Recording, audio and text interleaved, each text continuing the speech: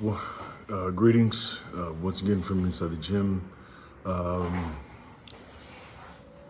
in my backyard, I love coming out here for a myriad of reasons, but I like it for a deeper sense of self. There's a philosophical reason for that I do this. There's an element of truth. When I come out here, there's no fanfare. There's no Jim Jennies. There's no meatheads. There's no person I need to impress, except for my dog, Luke Skywalker. Um, it is the closest to truth that I get to come in a physical obstacle um, that I run into on a daily basis because all of this stuff is inanimate. It requires a amount of skill. It requires amount of drive and an amount of commitment that if I am to benefit, it is solely up to me. I love that. Either it is a 100% I am in or 100% I am out. I can't middle of the road this because I've learned it's for myself the mirror test every time. Uh, I used to, I love weightlifting. I love bodybuilding. Um, and I would look at myself in the mirror when I did it, and people would ask me about narcissism, et cetera, et cetera. It's not that. There's an element of, yes, I feel good. I want to feel better. I want to be more self-confident. I'm putting so much work in, and I want to see serrations in my shoulders. I want to see my quads get bigger. I want to see a tighter stomach thing. Yes, that is all true. But what is also true for myself is I'm looking in the mirror. I'm hefting weights. If I can do one more squat, then I can do one more squat. I can't lie to that person that's in the mirror. I know. Out here, I don't have a mirror. It's just me. So it's the mental mirror that I face, where I, again, am faced by my own jailer, myself. Can I overcome the thing that normally sets me into my own personal prison? It's hot, it's dank, or it's cold, it's wet. It is a very unforgiving environment. And I've come to adore it because it's mine. I set myself out on a course to have enough equipment to quell my ambition, to quell my drive. And I succeeded hand over foot. And that is something that I truly come to appreciate. Put on some tunes and start letting it rip. The hardest thing is, again, getting out of my comfort zone. I can always go to the exercises that I'm good at. I can always go to the things that I enjoy doing. I can always go to things that are easy to me. And my mental state will always kick me back into that comfortable spot. My goal is to get out of that. David Goggins talks about get comfortable with being uncomfortable. And I loved his book and adopted several of his principles. Great read.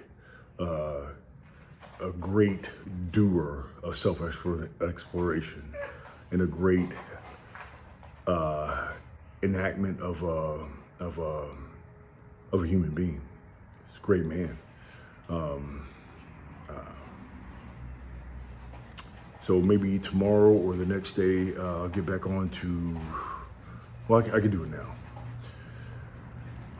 So,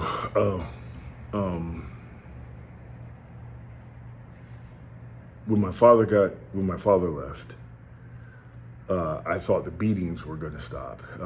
My behavior did not change. So he would come on the weekends and I would get torn up because I was misbehaving, class, whatnot. But one of the things that I remember most vividly, I was 9 years old. My mother took me into the garage. She sat me in the back of our Buick Century, gray, with a red pinstripe down the side. Most ironic thing in the world, my father bought me the exact same car as my first car when I was in college, and couldn't understand why I hated it. It seemed like I was ungrateful, but I could not stand the car. Um, uh, so I ended up sitting in the back of my car with my mother. My mother tells me that my father is leaving, and she was obviously very angry and upset. My sister had been crying. I didn't know what was going on. My mom was upset, and the only thing I could think of was, thank God I'm not going to get hell beat anymore. But little did I know he would come back and quote unquote straighten me out. Um, uh, the beatings were severe and brutal because my father was a large man. He's 6'2", ultra muscular, won bodybuilding contests in the Air Force, and he had some of the most brute strength I've ever seen in a human being. And luckily, he passed that lineage on to me genetically. Um, so that's a great thing to have in your pocket. But the biggest tale I remember, besides being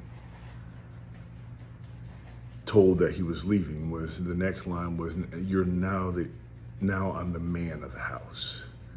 And at 9 years old, I'm trying to figure out what that means. I'm the man of the house. And looking back on that, I think to myself, what does that mean? What was I going to do? I couldn't push a lawnmower. I could drag the trash can out, but I was sitting on my skateboard and take it to the end of the driveway. Things were much, much different then, so I had chores, but I couldn't wash dishes with any type of consistency. I couldn't clean, I could dust, but that turned into just fun time.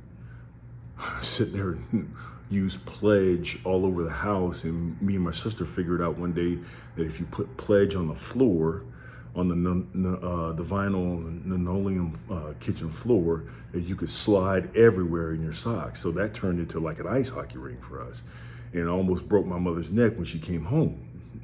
So it was little anecdotes like that I remember that are just hilarious, but I was the man of the house. I don't know how I was supposed to have a job to provide for my family. I don't know how I was supposed to protect my family. I could build a sword out of a bunch of Legos. I really, really wanted a ninja star from the flea market, but to give those monikers to children back then was commonplace. And there was no second thought to the long-term consequences of having that type of responsibility bestowed upon you without any actual direction. And the worst part about all of this, that was the extent of the talking to. So I ended up blaming myself for my father's leaving. I thought it was maybe because of my bad behavior. At that point, you did not talk about negative things. Mental illness wasn't a thing. Talking things out, communicating your feelings, especially as a male, was not a thing. A woman's role was completely different. Communication as a whole, emotionally, expectation-wise, completely different. And it was stymie, and again, long-term consequences. but now you get a chance to rise above. So that's what I'm trying to do now. And until next time, probably Monday, I'll see you again. Take care.